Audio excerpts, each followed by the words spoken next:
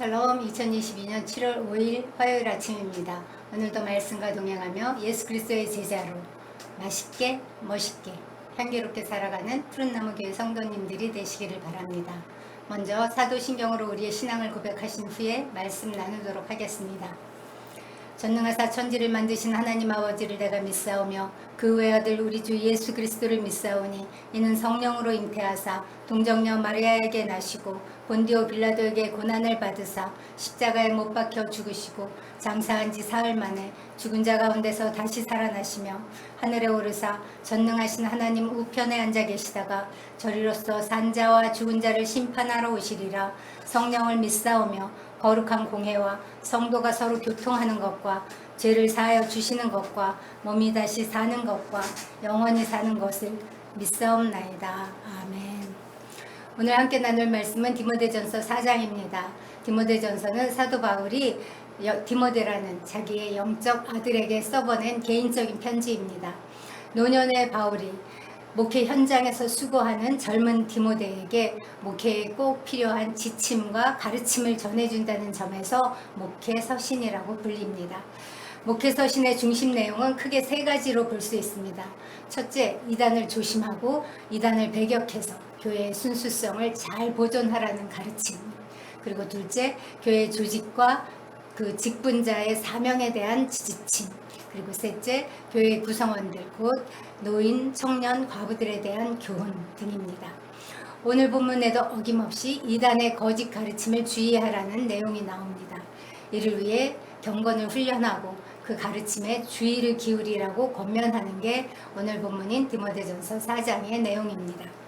먼저 1절입니다. 그러나 성령이 밝히 말씀하시기를 후일에 어떤 사람들이 믿음에서 떠나 미혹하는 영과 귀신의 가르침을 따르리라 하셨으니, 바울은 성령께서 마지막 때에 사람들이 믿음에서 떠나 미혹하는 영과 귀신의 가르침을 따를 거라고 이렇게 분명히 예언하셨다고 말합니다. 어떤 그 양심의 화인을 맞은 자들, 즉 양심의 사탄의 노예라는 낙인이 찍힌 자들이 일어나서 거짓말로 사람들을 미혹해서 거짓 경건을 따르게 할 때가 올 것이라는 말입니다. 과연 그들은 어떤 거짓말로 사람들을 속인 것일까요? 무슨 대단한 교리가 아닙니다. 뜻밖에도 우리의 지극히 평범한 일상, 곧 혼인과 음식에 대한 것들입니다. 혼인을 금하고 어떤 음식들은 먹지 못한다는 그런 말로 사람들을 속인다는 것입니다. 당시 디모데가 목회하고 있던 에베소 교회에도 이런 이단이 있었습니다. 영지주의입니다. 그들은 물질은 악하고 정신은 선한 것이며 그래서 육적인 모든 것은 악의 요소, 악의 요인이라고 주장했습니다. 이런 이유로 그들은 혼인을 더럽게 여겼고 몇몇 음식들은 먹지 않는 엄격한 금욕주의를 실천했습니다. 이들은 정욕을 극도로 절제해서 심지어는 부부 사이의 성관계도 금지하고 음식을 먹는 것도 죽지 않을 만큼만 최소한으로 먹는 등 고행을 스스로 자처했습니다. 자기들이야말로 온몸으로 경건을 실천하고 있는 것처럼 과시한 것이죠.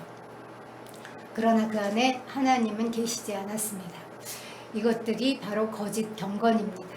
우리는 결혼을 하지 않거나 혹은 무엇을 먹지 않는 것을 통해 경건해지는 것이 아닙니다. 오직 말씀과 기도로 경건해진다는 것을 명심해야 합니다. 결혼은 하나님께서 인간에게 주신 특별한 선물입니다. 그리고 음식은 믿는 자들과 진리를 아는 자들이 감사하는 마음으로 먹게 하시려고 하나님이 주신 것입니다. 하나님께서 지으신 모든 것은 다 좋은 것이고 감사하는 마음으로 받으면 버릴 것이 하나도 없다고 했습니다. 모든 것은 하나님의 말씀과 기도로 거룩해집니다. 그리스도인들은 무엇을 하든지 세상 사람들처럼 쾌락과 만족을 위해 사는 것이 아니라 하나님의 영광을 위해 사는 자들입니다. 사실 이런 가르침은 바울 시대뿐만 아니라 지금도 현재까지도 계속되어 오고 있습니다. 그래서 바른 가르침이 그때에도 지금도 여전히 필요합니다. 디모데전서 4장을 묵상하다 저는 6절 말씀이 참 마음에 와닿았습니다. 읽겠습니다. 내가 이것으로 형제를 깨우치면 그리스도 예수의 좋은 일꾼이 되어 믿음의 말씀과 내가 따르는 좋은 교훈으로 양육을 받으리라. 디모데가 바른 말씀으로 성도들을 깨우치면 성도들은 디모데를 좋은 일꾼으로 여기고 그가 전하는 믿음의 말씀, 좋은 교훈으로 양육을 받게 될 것입니다. 이런 해석이 참 자연스럽습니다. 저도 그렇게 해석했습니다. 그런데 성경은 그렇게 말하고 있지 않습니다. 양육을 받는 사람이 배우는 성도들이 아니라 가르치는 디모데라고 합니다.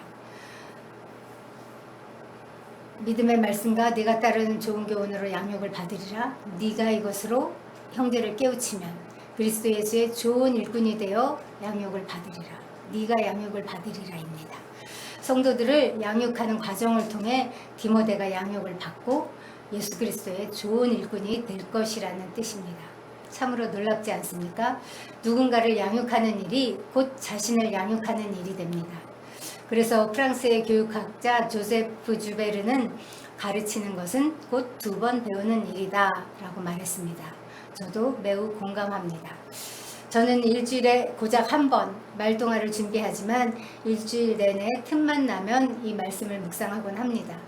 남에게 무엇을 가르치려면 자기가 먼저 그것을 충분히 이해하지 않으면 안 되기 때문입니다. 그래서 조금이라도 이해가 되지 않는 부분이 있으면 다시 한번 말씀을 읽고 다른 해석, 다른 책도 찾아보고 검색도 해보고 유튜브 설교도 듣고 뭐 이런 등등 그에 상응하는 여러 가지 준비를 합니다. 이렇게 무엇을 남에게 가르치기 위해서는 그래서 공부하고 이렇게 연구하고 하노라면 그 사이에 자신이 저절로 양육되어진다는 사실을 발견하게 됩니다. 그러므로 성도 여러분, 우리는 말씀을 가르치고 또 배워야 합니다. 말씀을 깨우치는 것은 가르치는 자나 배우는 자가 함께 양육을 받는 일입니다. 가르치는 자가 먼저 자신이 그 말씀에 합당하게 살고 있는지 점검하게 되고 또 다른 사람도 하나님과 동행하는 삶을 살도록 권면할 수 있습니다. 이렇게 가르치고 배우는 가운데 성령의 도우심으로 가르치는 자나 배우는 자가 모두 함께 하나님의 거룩한 백성으로 자라게 될 것입니다. 이를 위해 경건의 훈련이 필요합니다. 7절과 8절입니다. 망령되고 허탄한 신화를 버리고 경건에 이르도록 내 자신을 연단하라. 육체의 연단은 약간의 유익이 있으나 경건은 범사에 유익하니 금생과 내생에 약속이 있느니라. 아멘. 그렇다면 경건이 무엇일까요? 유명한 설교자 D.L. 무디에게 어떤 사람이 찾아와서 질문했다고 합니다. 선생님, 경건이란 무엇입니까? 그러자 무디는 아무도 보지 않는 곳에서의 나의 행동이 곧 경건입니다. 라고 대답했다고 합니다. 그렇습니다. 참된 경건은 하나님을 의식하는 삶에서 나오는 것입니다. 아무도 없는 곳이든 사람들이 많이 있는 곳이든 일을 할 때든지 혹은 쉴 때든지 언제 어디서 무엇을 하든지 하나님의 임재를 의식하고 행동하고 말하고 사는 것, 이것이 바로 경건한 삶입니다. 바울은 디모데에게 이런 경건을 연단하라고 말합니다. 연단은 훈련이라는 뜻입니다. 그러므로 우리는 이 말을 통해서 경건이 훈련을 통해 가능하다는 사실을 발견합니다. 매일 말씀이신 주님과 만나는 묵상 훈련, 매일 정한 시간에 주님과 교제하는 기도 훈련, 말씀을 삶으로 살아내는 적용 훈련, 그리고 주님과 단둘만의 고요한 시간을 갖는 임재 훈련, 이런 것들을 통해 우리는 경건을 훈련할 수 있습니다. 8절은 육체의 연단은 약간의 유익이 있으나 경건은 범사에 유익하니 금생과 내생에 약속이 있다고 말합니다. 운동 경기에 나가는 선수들, 올림픽에 나가는 선수들이 얼마나 필사적으로 절제하고 훈련하는지 우리는 방송이나 기사를 통해서 종종 듣곤 합니다. 그런데 하물며 영원한 세계를 소망하면서 사는 그리스도인의 훈련은 어때야겠습니까? 게으름 부리고 훈련하지 않는 것은 진정한 그리스도인이라고 할 수 없습니다. 경건의 연습은 이 땅에서는 하나님과 더불어 은혜가 넘치는 평화로운 삶을 누리게 하고 내 생에 있어서는 영원한 생명을 누리게 하는 최고의 훈련이기 때문입니다. 경건을 훈련합시다. 매일 아침 말동화에 참여하고 시간을 정해 기도하고 주일을 거룩히 구별해서 예배에 참여합시다. 교회가 행하는 경건 훈련에 동참하기 위해 수고하고 힘쓰는 푸른나무 교회 성도님들이 되십시다. 그렇게 함으로써 금생과 내생에 있는 이 축복을 빼앗기지 않고 풍성히 누리는 저와 여러분이 되기를 소망합니다. 이어서 바울은 디모데에게 말과 행실과 사랑과 믿음과 정절에 있어서 모든 믿는 자에게 본이 되라고 말합니다. 말, 행실, 사랑, 믿음, 정절, 이런 것들은 목회자가 갖추어야 할 모범적인 모습입니다. 더군다나 어리다고 무시당하기 쉬운 디모데에게는 이런 모범적인 삶이 더욱 중요했습니다. 목회자의 권위는 나이가 아니라 신실한 믿음의 삶을 통해 이런 신실한 믿음의 삶을 보여줄 때 생기기 때문입니다. 또 바울은 자기가 갈 때까지 읽는 것과 권하는 것과 가르치는 것과 가르치는 일에 전념하라고 말합니다. 읽는 것은 공적으로 성경을 읽는 것을 말합니다. 초대교회 때는 유대교 회당에서 드리는 모든 예배에서 성경을 공식적으로 낭독하곤 했습니다. 여기서는 구약 성경을 말합니다. 당시에는 아직 신약 성경이 있지 않았기 때문에. 그런데 여기서는 그 구약 성경을 읽는 것만을 말하는 것이 아니라 바울이 교회들에게 보낸 편지를 공개적으로 읽는 것도 포함하는 말입니다.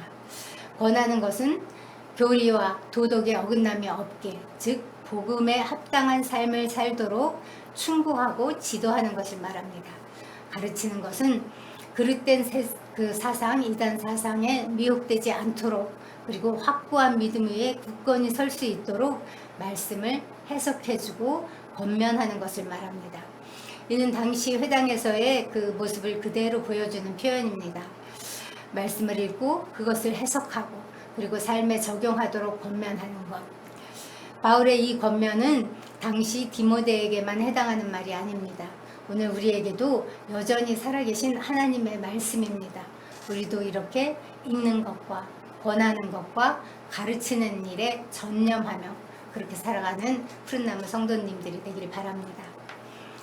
바울은 디모데에게 또 이 일들을 명심하고 힘써 행하여 그가 발전하는 모습을 모든 사람들에게 나타내라고 말합니다.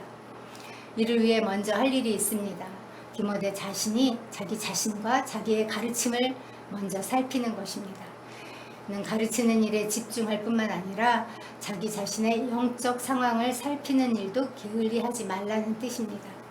계속 그렇게 해나갈 때 자신도 구원하고 디모데의 말을 듣는 성도들도 구원할 것이기 때문입니다. 목회 현장에는 수많은 일들이 있습니다. 그 수많은 정말 다양한 그 사건 사고들, 그리고 개인적인 삶의 이야기들, 이런 것들을 다스리기 위해서는 성령님이 주시는 은사가 반드시 필요합니다. 그래서 바울은 디모데 속에 있는 은사, 곧 장로의 회에서 안수받을 때에 예언을 통해 받은 그 은사를 가볍게 소홀히 여기지 말고 사용하라고 권합니다. 이는 아마도 디모데가 그 받은 은사를 사용하지 않고 헛되게 묻어둔 것을 경계한 말인 것 같습니다. 마찬가지로 하나님께서는 우리 모두에게 각각 독특한 선물을 주셨습니다. 다른 사람들에게는 없는 그 특별한 것을 각 사람에게 주셨습니다. 어떤 사람에게는 힘을, 어떤 사람에게는 예술적인 능력을, 어떤 사람에게는 지혜를, 어떤 사람에게는 가르치는 은사를, 또 어떤 사람에게는 돈 버는 능력을, 또 어떤 사람에게는 다른 사람의 마음을 헤아릴 수 있는 섬세한 마음을 주셨습니다. 그런데 우리는 많은 경우 남에게 주신 그 은사를 부러워하고 나 자신의 부족함만을 바라보면서 낙담하고 실망하곤 합니다. 그러나 오늘 말씀은 우리에게 주신 그 선물을 소홀히 여기지 말라고 말씀합니다. 베드로전서 4장 10절은 우리 각 사람이 그 은사를 받은 대로 하나님의 여러 가지 은혜를 맡은 그 선한 청지기로서 서로 봉사하라라고 말합니다. 자기의 선물을 자랑하고 남을 무시하는 데 사용하는 것이 아니라, 혹은 남의 선물을 부러워하고 낙심하는데 시간을 허비할 것이 아니라 나에게 주신 선물을 주목하고 그것을 귀히 여기며 그것을 사용해서 서로를 섬기는 데 쓰라는 말씀입니다. 이 아침 우리도 혹시 성령님이 주신 그 영적 은혜와 은사를 묻어두고 있지는 않은지, 하나님께서 나에게 주신 선물은 무엇인지 한번 곰곰이 생각해보는 그런 아침 되시기를 바랍니다. 나에게 주신 은사가 무엇인지 아직 발견하지 못했다면 가족이나 친구 혹은 가까운 교회 지체들에게 물어보시기 바랍니다. 그리고 또 한 가지, 내게 주신 그 은사를 가지고 어떻게 다른 사람들을 섬길 것인가 생각해보는 아침이 되었으면 좋겠습니다. 사랑하는 성도 여러분, 바울이 디모데에게 권면한 것처럼 우리도 믿음으로 전진하고 성장하되 하나님 앞에서뿐만이 아니라 모든 사람들 앞에서도 그렇게 참되게 나타나고 증거되는 인생들이 되기를 소망합니다. 우리에게 주신 선물을 마음껏 사용해서 다른 사람들을 섬기고 도울 수 있는 그런 복된 인생이 되기를 주님의 이름으로 축복합니다. 기도하겠습니다. 하나님 아버지 감사합니다. 주님, 오늘 우리에게 또 여전히 이 거짓 가르침들이 많은 세상을 살고 있습니다. 주님, 그 거짓 경건에 속지 않도록 우리에게 바른 분별력을 허락하여 주시옵소서. 말씀과 기도에 전심전력해서 참된 경건을 훈련하는 저희가 되게 도와주시옵소서. 또 성령 안에서 받은 은사를 건강히 사용해서 다른 이들을 돕는 인생이 되도록 축복하여 주시옵소서. 주님, 날마다 우리 인생 가운데 찾아오셔서 말씀하시고 깨닫게 하시고 다시금 깨우치시는 주께 감사드리며 예수님의 이름으로 기도합니다. 아멘. 이제 공동체를 위해 기도하겠습니다. 우리 공동체 지체들 안에도 이런저런 여러 가지 문제를 가진 상황 속에 있는 지체들이 많은데요. 오늘은 특별히 그 과거에 대한 후회 혹은 장래에 대한 두려움, 이런 것에 매이지 않고 내게 주신 은사를 발견하게 해달라고 기도해 주시기 바랍니다. 각 사람에게 주신 그 은사를 발견해서 그것을 가지고 살아낼 때에 주님, 우리가 그런 모든 거짓 것들에 속지 않고 정말 오늘을 충실히 감사와 기도로 살아갈 수 있습니다. 이런 능력으로 살아갈 수 있도록 우리에게 주신 은사를 발견하고 살아내는 지체들이 되게 해달라고 중보해 주시기 바랍니다.